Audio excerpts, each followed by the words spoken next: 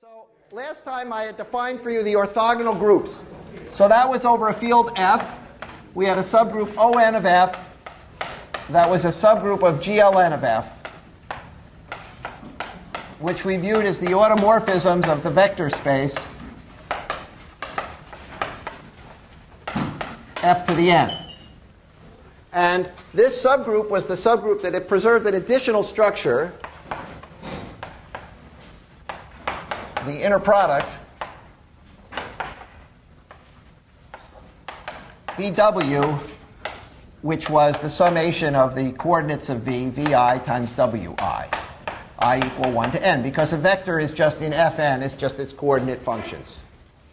And we saw that if we figured out which matrices were in On of F, these are the matrices A, such that A transpose times A is the identity matrix, or equivalently the matrices A, such that the transpose of A was the inverse of A. And that gave a subgroup of the linear group with some additional nice properties. We also saw from this that this implies that the determinant of A quantity squared is equal to is the determinant of I, which is plus 1. And in a field, there are only two elements whose square is 1. Namely, if you take the polynomial x squared minus 1 is equal to 0, has at most 2 roots, because a polynomial of degree 2 has at most 2 roots. And in fact, this factors as x minus 1 times x plus 1. And the only problem is that you might be in a field where 1 is equal to minus 1. That can happen if you're over the field of 2 elements. But this shows that since the determinant of A satisfies this polynomial, we see that the determinant of A there are only 2 possibilities for it, plus or minus 1. And if minus 1 is not equal to 1,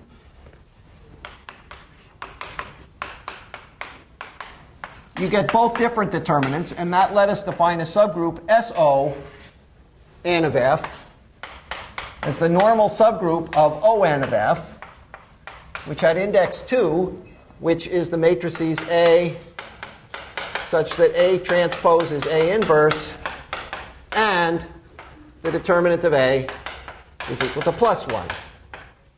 Those are called the special orthogonal group. So that's what we did last time. We showed that this matrix condition was the same as preserving the inner product.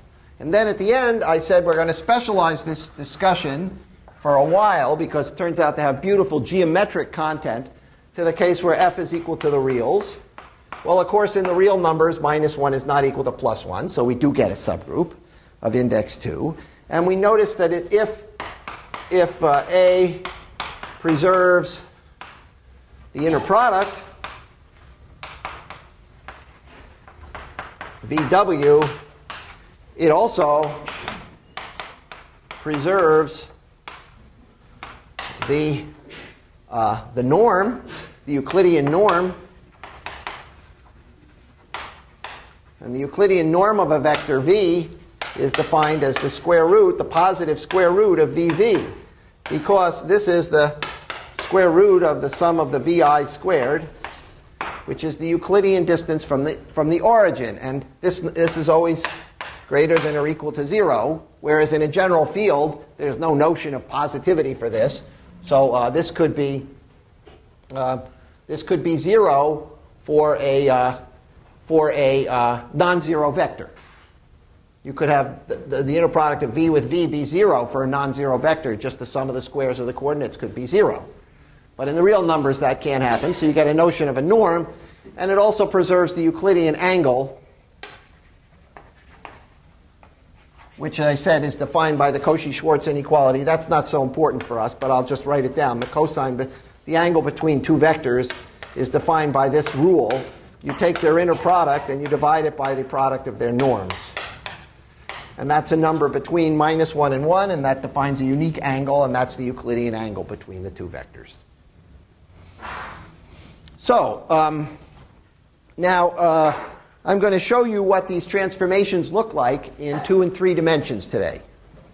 What orthogonal and special orthogonal transformations look like. Let me just make one more observation. If V is an eigenvector for a transformation A in On of F, and this is true over any field, with eigenvalue lambda, i.e., that means that A of V is lambda times V, then lambda squared is equal to 1, i.e., lambda is plus or minus 1. So the only possible eigenvalues are plus or minus 1 for an orthogonal transformation. And that's because you use the fact that an eigenvector for this with eigenvalue lambda, and, sorry, I have to say this too, and VV is not equal to 0. So if it's an eigenvector which has a non-trivial inner product with itself, which is certainly true over the real numbers because of this property, then lambda is plus or minus 1, because we write down that VV is equal to AV, AV. That's because A is an orthogonal transformation. And AV is lambda V both times, so this is lambda V, lambda V. And then we use the fact that this inner product is linear in each variable. See, if I scale V by lambda, I scale this inner product by lambda. And if I scale W by lambda, I also scale the inner product by lambda. So I pull out a lambda squared. And if VV is non-zero, I can divide both sides by it. This is an equality that takes place in the field F. Now divide by VV, which is not equal to 0, to get 1 is equal to lambda squared. And so the eigenvalue on a vector, if the eigenvector has a non-trivial inner product with itself, is equal to plus or minus 1. That's certainly true over the real numbers. So we're going to use that. That if we have an eigenvalue, it has to be plus or minus 1. Of course, you needn't have an eigenvalue. So we've already seen transformations that don't have eigenvalues, and I'm going to show them to you in a moment. Right now, in fact. Let's take a look at the group SO2. Do transformations A in SO2 look like? We're going to do SO2, and then we're going to do its non-trivial coset in O2. Well, here's the plane. It's acting on the plane. The plane has two standard basis vectors. We'll call them E1 and E2. So E1 is the vector 1, 0, and E2 is the vector 0, 1. And they have the property that their lengths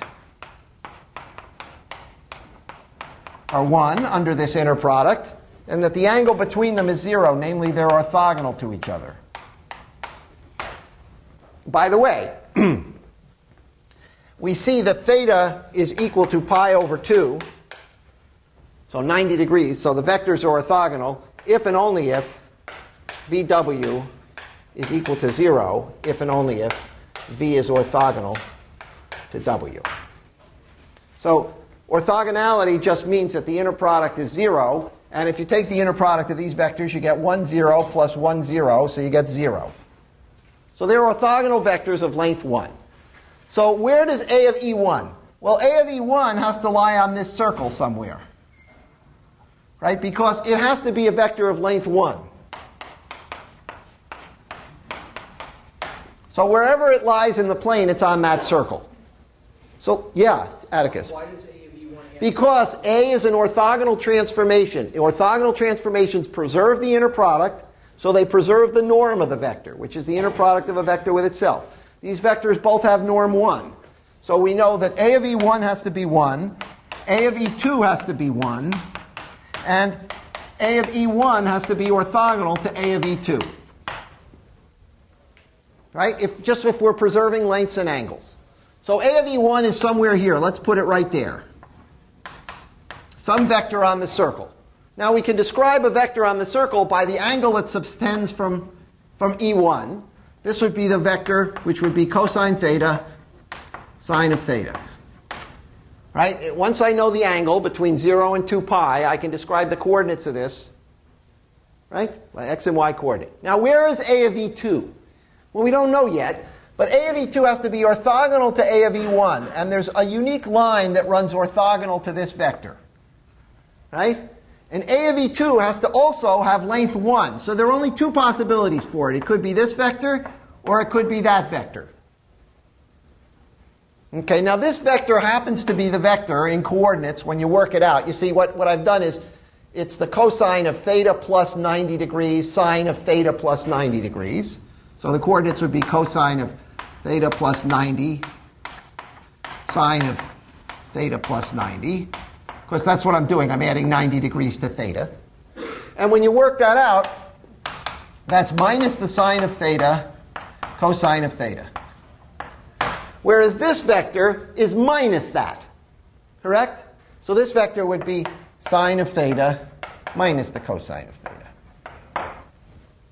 Well, which one is it? Which one is it? Well, I can tell you which one it is in the following way. Because I have one more condition on A. Besides that it takes E1 and E2 to vectors of length 1, which are orthogonal, I know that the determinant of A has to be equal to 1. Because I assumed it was an SO2, not an O2. Okay, since the determinant of A is equal to 1, I can try to write down the matrix of A from where I know it takes the basis vectors. Remember, the first column is A of E1, and the second column is A of E2. So the first column I know is cosine theta, sine theta. And then I can put these vectors in the second column and see which one gives me determinant 1. See, they're negative of each other. So one will give determinant 1, one will give determinant minus 1. Because if I change the signs in the second column, that changes the determinant by minus 1. So let's try the first one, that one over there. I get minus sine of theta, cosine theta. And miraculously, that has determinant 1. Because the determinant is cosine squared plus sine squared. So that has to be A of E2. We can forget about this one. That one gives determinant minus 1. This one is A of E2. And what is the transformation A doing? Well, once I know what it does to E1 and E2, I can determine on anything. And you'll see that what it does is it simply takes a vector V and it rotates it through an angle of theta.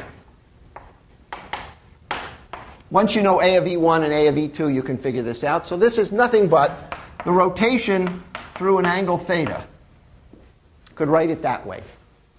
And that's the most general transformation in SO2 because we didn't do anything special. We just figured out where it took E1, that rotated it through an angle of theta, and then because it has to preserve all these properties and have determinant 1, it turns out it rotates everything through an angle theta. Namely, this A of E2 is just rotating it through an angle theta here. And how do we compose transformations? Well, it turns out when you multiply these matrices and you use the laws of sines and cosines, you'll find that the composition of the rotation through the angle of theta with the rotation through the angle of phi is equal to the rotation through the angle theta plus phi. Well, that's obvious from geometric considerations. If the first transformation rotates through theta and the second transformation rotates through phi, then the combination is rotating through the sum of the angles.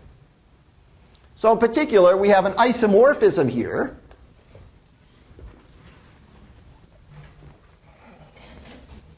between two groups that you know.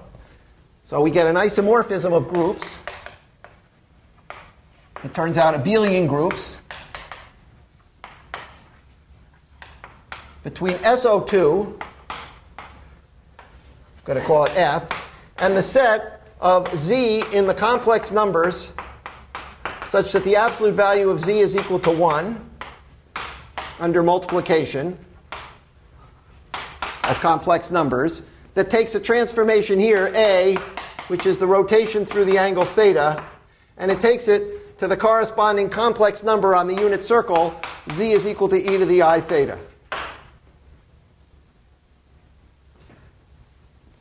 Because when I multiply two rotations, I add the angle, which is the same as multiplying these two complex numbers of absolute value 1. Or you could say that this Z is just what F is of E1.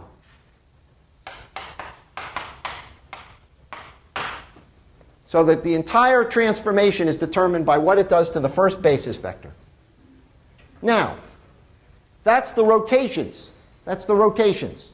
You get a very simple abelian group. But O2 is not an abelian group. So that's a little warning.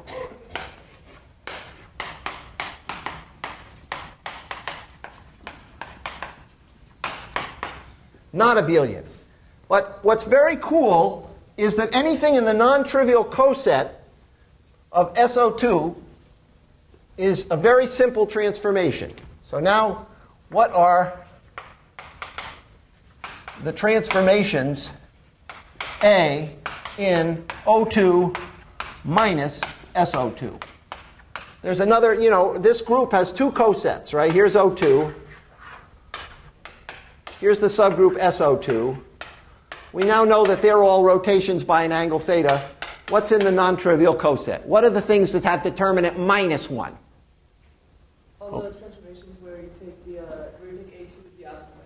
Of course. That's one way of saying it. Namely, we do a rotation, and instead of taking E2 to this vector, we take it to that vector. Very good. And that's perfectly good coset. But I'm going to describe them in a more simple way. Where, see this, we sort of privileged this basis E1 and E2, and we said where they went. And we remember from our general linear algebra principles that sometimes we might want to view a transformation from the point of view of a different basis to take advantage of its eigenvalues. Now, when does something here have eigenvalues? When does an element in SO2 have an eigenvector? Yeah, Atticus. When the determinant of A minus I is equal to 0? Well, that would be an eigenvalue of 1. It could also have an eigenvalue of -1. Right? That's right. But which of these, we know everything now in SO2. They're all rotations. When does a rotation have an eigenvector? Emily. Exactly. There are only two elements in SO2 that have eigenvectors. You can have the trivial element. Rotation through the angle 0 has matrix +1, +1, 0, 0. And rotation through the angle pi is the matrix -1, -1, 0, 0. And so they both have eigenvectors. And the eigenvectors are E1 and E2. And the first one, the eigenvalues are +1. And the second one, the rotation takes E1 to -E1, and it takes E2 to -E2, so it preserves these two lines. Good? In fact, everything's an eigenvector for these things, because they're just scalar matrices. However, when we go over here, I claim that each such A has two orthogonal eigenvectors. Every such transformation has orthogonal eigenvectors, V1, V2, and V1 has the property that A of V1 is equal to V1, and V2 has the property that A of V2 is equal to -V2, so that if we looked at the matrix of this with respect to those two vectors, it would look like this. But that's a matrix with respect to a different basis. Not E1 and E2, but V1 and V2.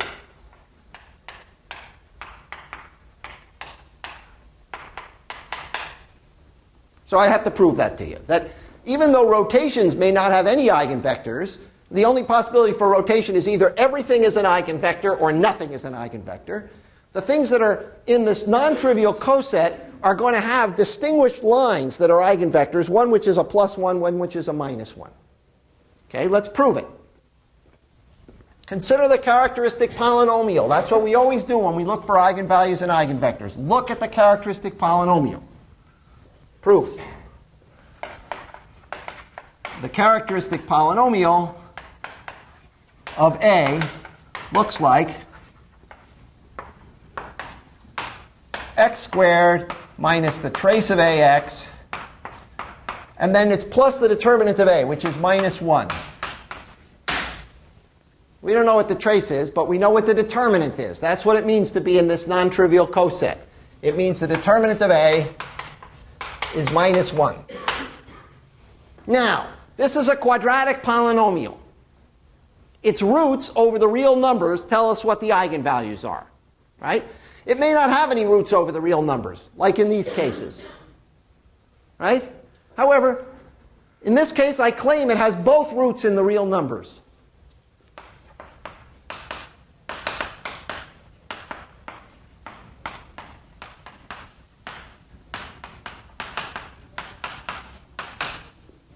Because if it didn't, its roots would be complex conjugate.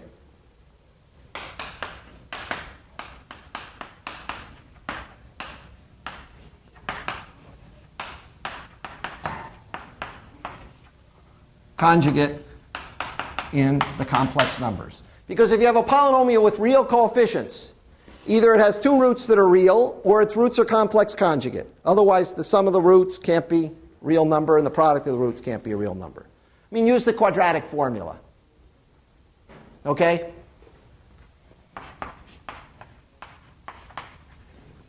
The roots are z is equal to minus b plus or minus the square root of b squared minus 4ac over 2. If this number is positive, you get two real roots. And if this number is negative, you get two complex conjugate roots. Okay? Now, this number here, but the determinant would be the product of the two roots. So it would be z times z bar. And what do we know about the product of a number, complex number, by its conjugate? It's positive. Good. But on the other hand, the determinant of a was assumed to be minus 1. So therefore, we get a contradiction. Implies the two roots are real. Let's call them lambda 1 and lambda 2 are real. And their product is equal to minus 1. This term here. But every root of the characteristic polynomial gives an eigenvalue for the transformation. Remember we showed that? And we showed the only possible eigenvalues for an orthogonal transformation are plus or minus 1. These are eigenvalues for A. So lambda 1 is equal to plus or minus 1.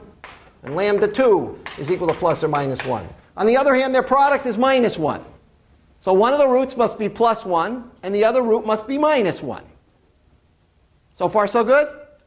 That gives us two eigenvectors, v1 and v2, of this sort. Okay?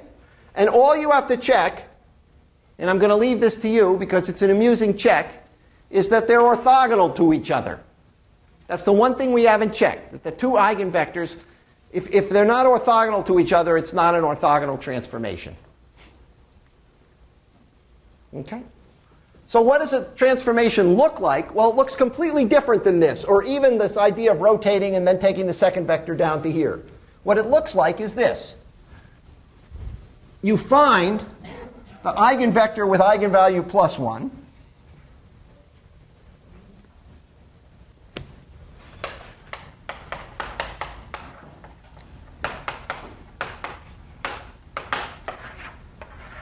You find v1. There's no harm in normalizing, by the way. Why don't we normalize our vector v1 to have length 1? You can always, once you have an eigenvector, you can scale it to have length 1. Likewise, why don't we organize our second eigenvector v2 to have length 1? So we find our first eigenvector that has length 1. Then v2 has to be orthogonal to v1, so lies here. It could be anywhere on that line. And what happens here is that v2 is taken across the line to minus v2, and v1 is fixed. So this line is fixed by the transformation, which therefore fixes the line orthogonal to it, because it preserves orthogonality. v2 lies on that line and is flipped over here. By the way, here, let me give you a proof that v1 is orthogonal to v2. I don't want to kill you. Apply A.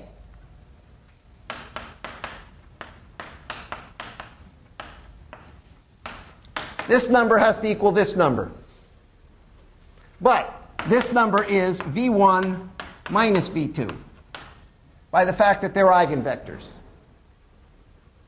Correct?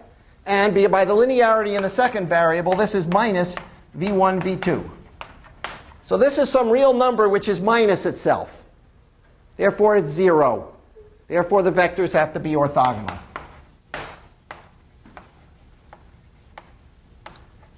Eigenvectors.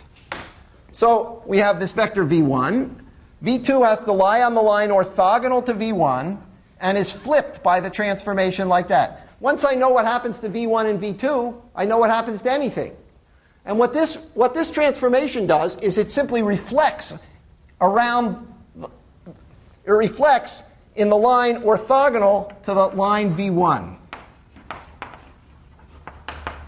Around the line v1. But v1, so v1 determines the transformation. Once you know the eigenvector or the line which is fixed by this transformation, and there must be such a line fixed because we just proved there has to be an eigenvalue of 1, then the entire transformation is done by taking a reflection around that plane. And that has order 2, right? If I square that transformation, I get 1. So every element in this non-trivial coset has order 2. However, they don't commute with each other. And that's where the non-commutativity of this group comes in. Because if you reflect around the line v1, and then you reflect around the line v2, you get a rotation. You get a rotation that has to do with the angle between the lines v1 and v2. Right, exactly. So you should check that reflection around v1 composed with reflection around v2 is the rotation through some angle theta, because it has to be. This has determinant -1. This has determinant -1. So the determinant of the product is +1. Figure out what theta is in terms of v1 and v2. And you'll see that the reflections don't necessarily commute with each other. So here we have a geometric description of every transformation in the group O2.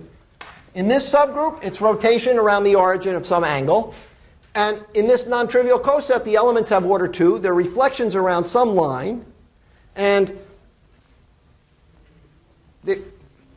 never mind.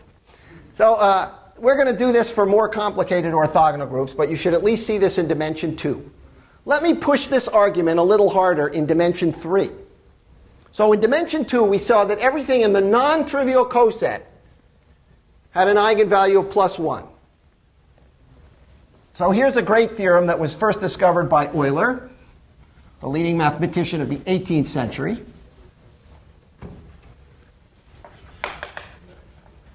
Euler's theorem.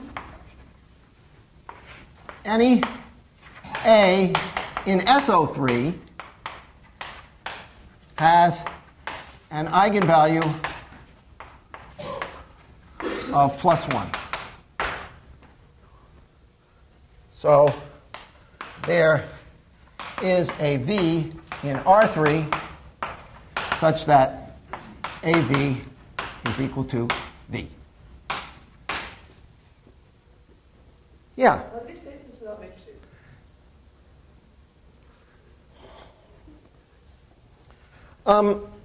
They had a notion, which we're going to get to, of what a rigid motion was.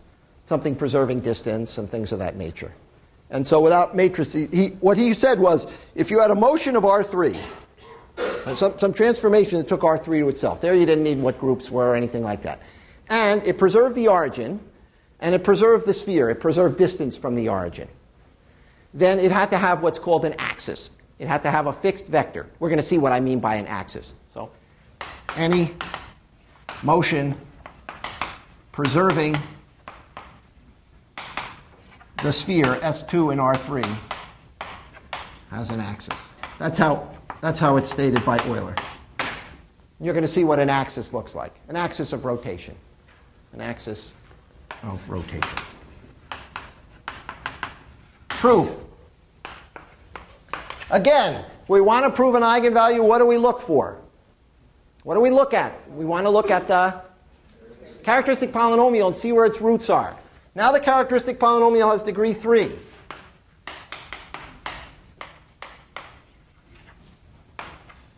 So if we factor it in the complex numbers, it looks like this. So 3 roots in the complex numbers. One possibility. They're all real.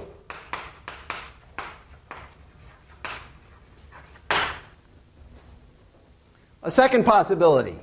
There's one real root and two complex conjugate roots.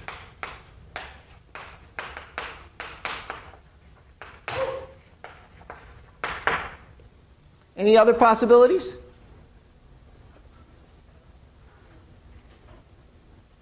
No. You say no. Why you say no? Why do we have to have a real root for a polynomial of degree 3? The complex roots come in pairs.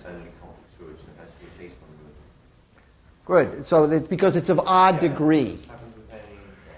A polynomial of odd degree always has a root over the reals. The proof? The intermediate value theorem.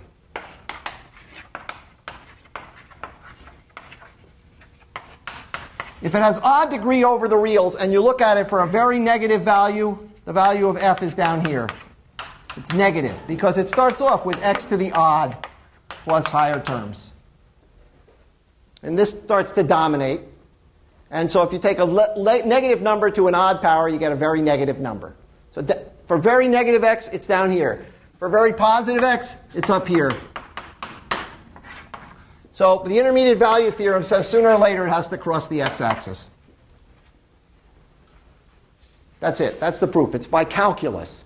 It's an unusual property of the real numbers. You expressed it in terms of the complex numbers, which we happen to know a little bit more about. But even if we knew nothing about the complex numbers at all, a real polynomial of odd degree has a root. Whereas of even degree, no such thing. X squared plus 1 has no real root. But don't think it's anything miraculous of odd degree. If we didn't have the intermediate value theorem, it's like false for the rational numbers. X cubed minus 2 has no root in the rational numbers. It's because there's room here. But over the real numbers, by the intermediate value theorem, the most useful theorem in calculus, we have a real root. Okay, so therefore we either have all three roots real or one real root and two complex conjugates. If we have one real root, we know the product of these two numbers is positive, and the product of all three of them has to be the determinant, which is 1, by our hypothesis that we're in SO3. Okay? So if these two have a positive product, this thing has to be positive. Since it's plus or minus 1, it has to be plus 1, because any root is an eigenvalue. Over here, we have three things which are all plus or minus 1, and the product of them is 1, so they can't all be minus 1. Agreed? So therefore, in this case, at least one of them has to be plus 1. In this case, this one has to be plus 1. Therefore, we have an eigenvalue of plus 1. Therefore, we have a vector that's fixed. Very cool argument. Euler didn't have the fundamental theorem of algebra to play with, but he figured this out. Okay, what does this mean geometrically? Well, let's take a look at the case of 3-space here. And then we'll see what I mean by when we re-express Euler's theorem. Here we're now in 3-space. And the transformation preserves the sphere in 3-space. Because it preserves the vectors of distance 1 from the origin. That's not the greatest sphere, but you're going to imagine it. Okay? Now, let's take the eigenvalue for this transformation. The eigenvalue need not be one of these unit vectors, God forbid. The eigenvalue is some point that comes up here and hits the sphere here. There's our eigenvector. And so, if we draw that line through the origin, it meets the sphere in 2 points. And those points are fixed by the transformation. What does the rest of the transformation do? What does the rest of the transformation do? These are the fixed points. Next claim is that A preserves the plane orthogonal to V. In other words, there's a plane through the origin here which is orthogonal to this vector. Even worse drawing, right? But everyone can see that. Namely, let me just draw the sphere without the coordinate axes, because I'll do a little bit better.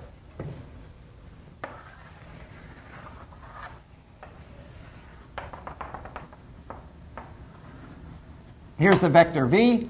Well, let's put v at the North Pole. Why not? here's the vector minus v on the south pole, and it preserves this plane that cuts orthogonally to the sphere. So in particular, it preserves the intersection of that plane with the sphere, which is this equator. Why? Because if VW is equal to 0, then this is equal to AW, which is equal to V times AW, because V is an eigenvector. A preserves the inner product. So if W is orthogonal to V, so is A of W. So if you're in the plane orthogonal to the eigenvector, you stay in that plane. Okay? It also preserves, why just do it preserves the vectors of a fixed angle. So it in particular preserves all well, we'll go for that for a second. So it does something in this plane. What does it do? Well, let's take a look at the matrix of A. The matrix of A looks like this. Here's the vector V, 1, 0, 0. And here we extend our basis to be an orthogonal basis for the plane orthogonal. So let's take E1 and E2. This is a basis for the plane orthogonal to V. Well, I claim that the matrix now looks like this. A little 2 by 2 matrix there. Because to say that it preserves the plane means that when you apply A to E1 and E2, you get linear combinations of E1 and E2. It doesn't involve V. What does this thing look like? Well, this is a linear transformation which has to be equal to its own transpose. Its transpose is its inverse. Namely, this is an orthogonal transformation of the plane orthogonal to V. Orthogonal transformation of the plane spanned by E1 and E2, because otherwise you wouldn't get an orthogonal matrix A. Namely, if it preserves the inner product on 3 space, it certainly preserves the inner product that of vectors in this plane. Good? Now, what do we know about the determinant of this orthogonal transformation? It's 1, because the determinant of A has to be 1. A is an element in SO3. We have a 1 up here, so the determinant of this orthogonal with determinant equal to plus 1. Namely, this is an element in SO2 of the orthogonal plane. And we know all the elements in SO2. What are the elements in SO2? We just did those. That's a rotation through some angle in the orthogonal plane. So in this orthogonal plane to V, here's E1 and E2. Shouldn't think that's, E2. What's happening in this plane is we're rotating through some angle theta. And that's how it preserves this circle. It just rotates this circle around through an angle of theta. And in fact, once you have that, so I write this down, so the transformation looks like this. There's some vector that it fixes, and in the orthogonal plane, you get the rotation through an angle theta. And what that has the effect of doing on 3 space, when you work it out, is it just rotates the sphere around through an angle theta. So it preserves all these circles like this that are perpendicular to that plane. All the, what are these things called? These are degrees of latitude. The fixed degrees of latitude are preserved, and in each little circle it just rotates it around by an angle of theta. So the sphere is just, so that's what this is about. Every preserving S2 has an axis of rotation. Namely, there's some fixed line through the sphere, so that the motion consists of just turning by an angle of theta around that fixed line. That's Euler's theorem. However, the line depends on the transformation. So again, if you have 2 such things, this is non-commutative group. If you have 2 such things, they have different axes. So what happens if you compose a rotation around one axis with a rotation around another axis? Well, you have to get a rotation around a third axis, right? Because anything in this group is a rotation around an axis. So that becomes an interesting problem, which Euler worked out. How do you compose 2 different axes of rotations? But for any individual transformation, you have this picture. Cool? Very cool. Okay. Now, I mentioned the word rigid motion, and I'm just going to end with that, because that's another thing we're going to study. Now, these are linear transformations. In particular, they fix the origin. But people were interested, when they studied Euclidean geometry, of all motions of the plane or of three space, etc., that would preserve the notions of Euclidean geometry, that would take congruent triangles into congruent triangles, preserve length and angle. So you might study all motions or all transformations, except I don't want to use the word transformation because it sounds like a linear transformation, from Rn to Rn, which preserve the distance d of VW between 2 points.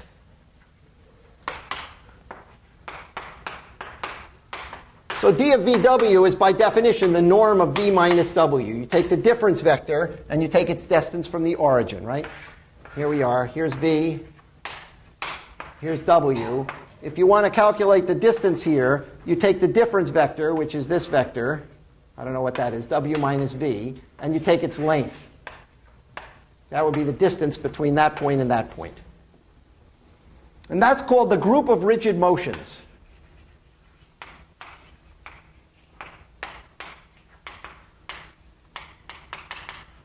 Now, the group G of rigid motions contains the orthogonal group. And in fact, the orthogonal group is just the group of rigid motions that preserves the origin. Claim: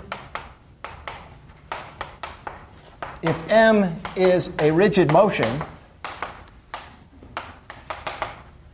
and M of the origin is the origin, and you certainly need that to be a linear transformation, then M is equal to A is a linear transformation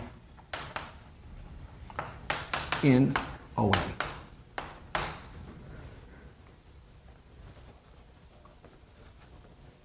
That's an amazing fact. Let's see, in some sense, why it's true. Let's see at least that it preserves distance.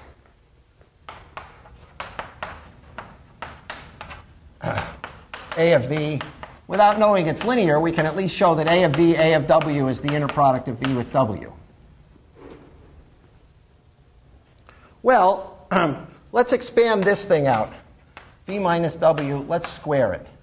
That's the inner product of v minus w with v minus w. It becomes the inner product of v with v, which is v squared, plus the inner product of w with w, which is w squared, minus 2 vw. Okay? Now, my rigid motion preserves this, the distance between 2 points.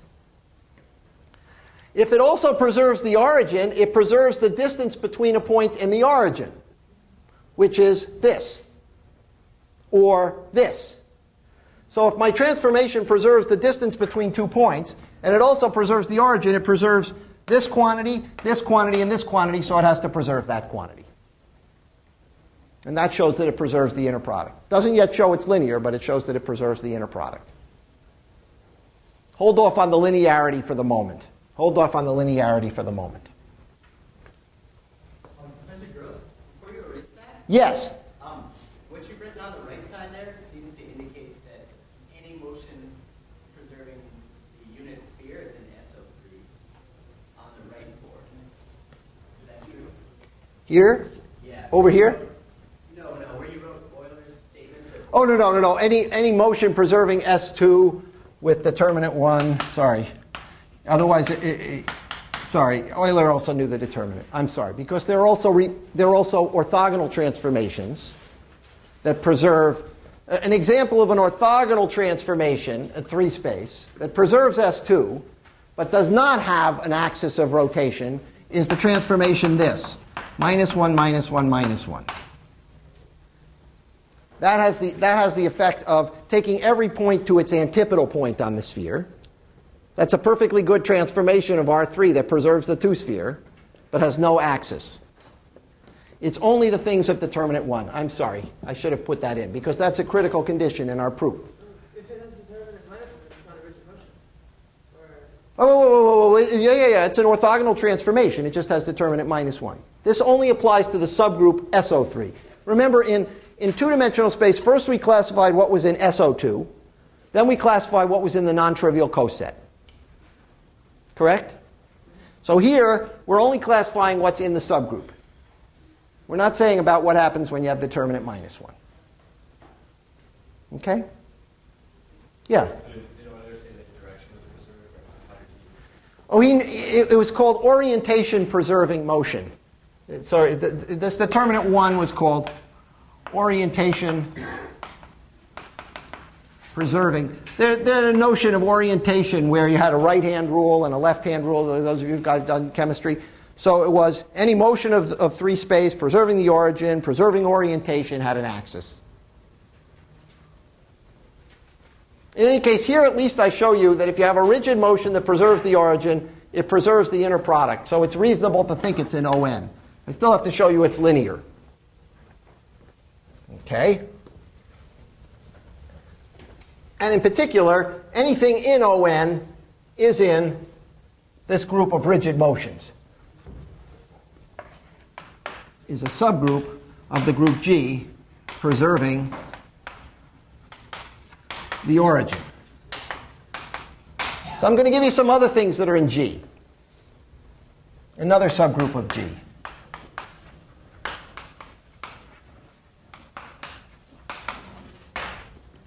Translations.